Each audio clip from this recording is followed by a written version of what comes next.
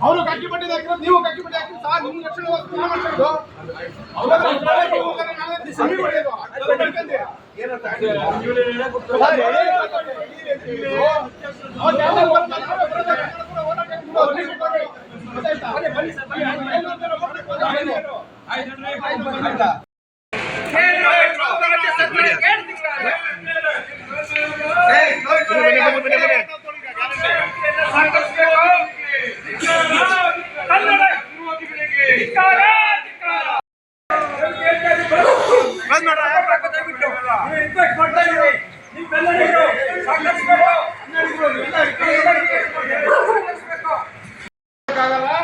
ಯಾಕೆಂತಂದ್ರೆ ಗಡಿ ಭಾಗದಲ್ಲಿ ನಿಮಗೆ ಅನ್ಯಾಯ ಆಗ್ತಿರೋದು ನೋಡ್ತಾ ಇದ್ದೀರಿ.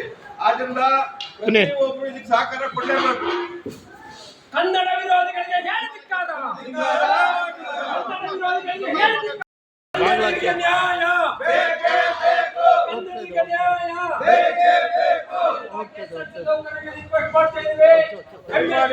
ಮೇಲೆ ಅಟ್ಯಾಕ್ ಮಾಡಿದ್ದಾರೆ.